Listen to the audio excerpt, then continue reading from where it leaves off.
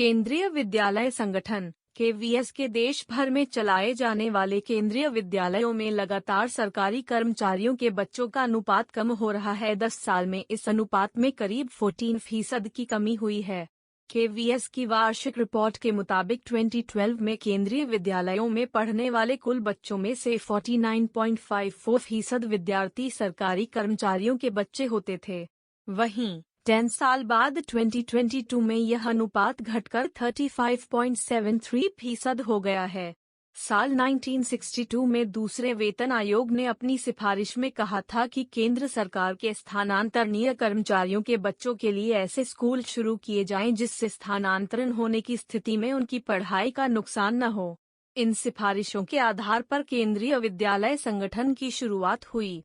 शुरुआत में शैक्षिक वर्ष 1963-64 के दौरान सुरक्षा कर्मियों की सघनता वाले इलाकों में चलाए जा रहे 20 रेजिमेंटल विद्यालयों को केंद्रीय विद्यालयों के रूप में लिया गया। वर्तमान में केवीएस देश भर में 1248 केंद्रीय विद्यालयों को संचालित करता है।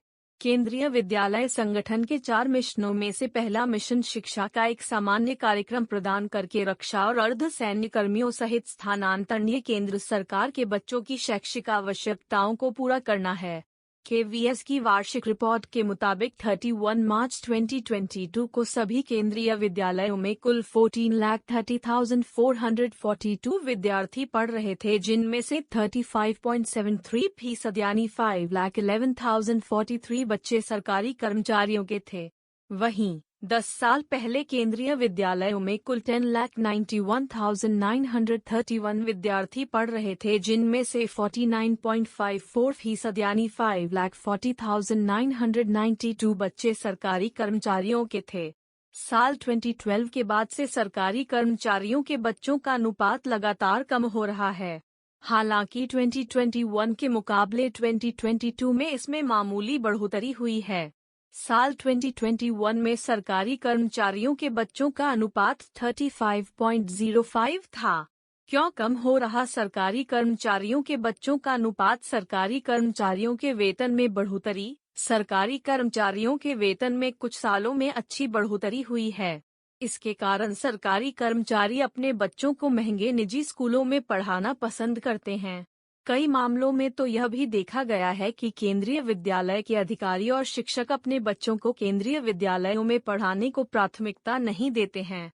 कम शुल्क। केंद्रीय विद्यालयों की शुरुआती कक्षाओं में शुल्क के रूप में विद्यालय विकास निधि ली जाती है, जो बेहद कम है। इसके कारण निजी क्षेत्र में कार्य करने वाले कर्मचारी अपने बच्चों को केंद्रीय विद्यालयों में पढ़ाना पसंद करते हैं, क्योंकि उन्हें कम शुल्क में अपने बच्चों के लिए बेहतर स्कूल मिल जाता है। कोटा व्यवस्था। केंद्रीय विद्यालयों में दाखिला पाने के लिए शिक्षा मंत्रालय, सांसद आदि कोटा होता था, जिसे वर्तमान में खत्म कर दिया गया है।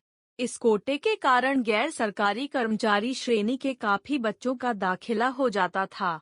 इसका असर भी सरकारी कर्मचारियों के बच्चों के अनुपात में पड़ा है।